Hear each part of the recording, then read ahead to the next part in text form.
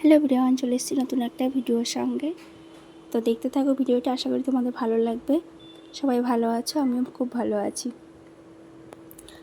তো দেখো, আমরা সকাল সকাল রেডি হয়ে বেরিয়ে গেছি। সকাল না, এটা ছিল বিকালের ভিডিও, বিকালবেলা করে। তো বিকালবেলা করে আমরা বেরিয়ে গেছিলাম ইস্কন মন্দিরে যাব বলে। এটা দুর্গাপুরের ইস্কন মন্দির। তো আজকের ভিডিওটা সম্পূর্ণ দেখো, তাহলে তোমরা পুরোটাই দেখতে পাবে ইস্কন মন্দিরটা কেমন দুর্গাপুরের। তো মায়াপুর ইস্কন মন্দির যারা দেখেছো, আর এটা হচ্ছে দুর্গাপুর ইস্কন মন্দির। তো এটা তোমরা দর্শন করো আজকে আমার ভিডিওর মাধ্যমে। তো পুরোটাই তোমাদের দেখানোর চেষ্টা করব। কমেন্ট করে জানিও কেমন লাগছে ভিডিওটা, আর মন্দিরটা কেমন হয়েছে দেখিও, কমেন্ট করে আমাকে জানিও। তো এখানে আমাদের অটো ভাড়া করেছিল, যেহেতু আমাদের ঘর থেকে অনেকটাই দূরে। তো স্কুটি করে বা গাড়ি করে যাওয়াটা সম্ভব ছিল না, যেহেতু অহনা ছিল ছোট, ওকে নিয়ে 3-4জন স্কুটি করে যাওয়া সম্ভব না। তো তার জন্য এখানে গাড়ি ভাড়া করা হয়েছিল আমাদের জন্য। আমরা এখানে 4টে-5টার দিকে বেরিয়ে গেছি, আর এখানে পৌঁছেও গেছি। দেখো রাস্তাতে তোমাদের দেখানো হয়েছে, পৌঁছে গেছি। পৌঁছে ওখানেই এক সাইডে যেখানে জুতো রাখার যা ব্যবস্থা ছিল সেখানে রেখে আমরা ভেতরে প্রবেশ করছি। তো অহনা আর বাবার কোলে, আর এদিকে দিদা, আর আমি পেছনে ক্যামেরাটা করছি। তো ঢুকেই ডান সাইডে ছিল খাবারের স্টল, আর বাঁ সাইডে এখানেই হচ্ছে প্যান্ডেল হচ্ছে। প্যান্ডেলগুলো হচ্ছে সামনেই, যেহেতু জন্মাষ্টমী, 16 তারিখে জন্মাষ্টমী, তো সেই জন্যেই প্যান্ডেল হচ্ছে। এখানে বড় অনুষ্ঠান হবে, 15, 16, 17 3 দিন অনুষ্ঠান হবে। তার জন্যেই বাইরেটাও অনেকটা এরিয়া নিয়ে প্যান্ডেল হচ্ছে, আর ভেতরেও এখানে প্যান্ডেল করছে। তো এখানে হচ্ছে ভেতরের প্যান্ডেলটা চলছে। তো খুব তাড়াতাড়ি তোমাদের জন্মাষ্টমীর ব্লগ ভিডিও আসতে চলেছে। তো তোমরা দেখতে থাকো ভিডিওটা, কমেন্ট করে জানিও। আর আমরা ভেতরে প্রবেশ করে গেছি, একদম সুন্দর। দেখো একটা প্রদীপ জ্বলছে এখানে, আর এখানে ভেতরটা আমরা প্রবেশ করেছি। আর ভেতরে ঢুকেই দেখো ওখানে ছিল শ্রী প্রভুপাদ, আর তার অপোজিটে ছিল রাধা কৃষ্ণ এবং জগন্নাথ ছিল। তো জগন্নাথ, বলরাম, সুভদ্রা 3জন। আর এখানে দেখো সাইডে একটা দোকান ছিল। তো ঢোকার মুহূর্তে তোমাদেরকে দেখিয়েছি, ওখানের যে দোকানটা ছিল সেই দোকানে আমি ঢুকেছি। দোকানে কি কি জিনিস আছে সেগুলো দেখার জন্যে। আর এখান থেকে আমি একটা জিনিসও নিয়েছি, যেটা আমি প্রথমে হাতে ধরেছি, ওটাই আমি নিয়েছিলাম, রাধাকৃষ্ণের ছবিটা। তো ভিডিওটা কেমন লাগছে কমেন্ট করে জানিও। তো এখানে অনেক রকমের গোপালের সমস্ত ড্রেস, গোপালের যাবতীয় জিনিস, বই, তুলসীর মালা, মেয়েদের ড্রেস, বাচ্চাদের ড্রেস, সমস্ত কিছু, মানে যা যা পুজোর সামগ্রী পাওয়া দরকার সমস্ত কিছুই এখানে ছিল। তো সমস্ত কিছু দেখেছি, সমস্ত কিছু দেখে টেকে ঘুরে আমি একটা জিনিস কিনেছি, যেগুলো আমার খুব দরকার ছিল, সেগুলো আমি নিয়েছি।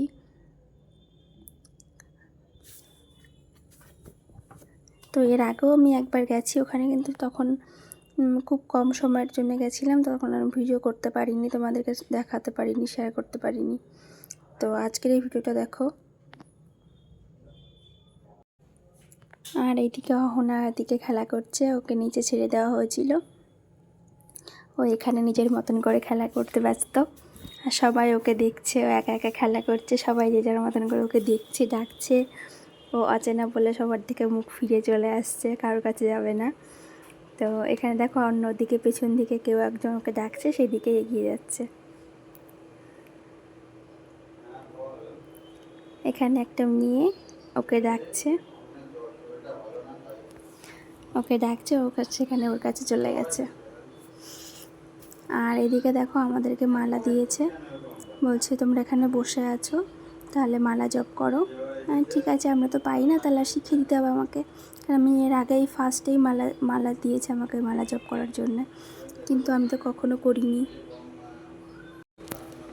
তো প্রথম মালা জপ করতে আমার খুবই ভয় লাগছিল। তো ওখানকার যিনি আছে আমাদেরকে মালা দিয়েছে, তো উনি আমাকে দেখিয়ে দিয়েছে যে এইভাবে জপ করো, দেখো কোনো ভয় নেই, পারবে। তো ওখানে বসে মালাটা জপ করছিলাম, খুব ভালোও লাগছিলো, 2বার করেছি। তারপর ওনাদেরকে আবার ফেরত দিয়ে দিয়েছি। আর দেওয়ার পরে দেখো এখানে সন্ধ্যা আরতি হয়েছে। সন্ধ্যা আরতির পরে এখানে আমরা সবাই লাইন করে, ছেলেদের এক সাইডে লাইন দিয়েছে, মেয়েদেরকে এক সাইডে লাইন করে দাঁড় করিয়ে দিয়েছে। তো এখানে সন্ধ্যা আরতি হচ্ছে। তো খুব ভালো লাগলো অনেক দিন পর এরকম সন্ধ্যা আরতি দেখতে। অনেক দিন আগে দেখেছি মায়াপুরে, আর এই ফার্স্ট টাইম দেখলাম দুর্গাপুরে সন্ধ্যা আরতি। খুব ভালো লাগলো।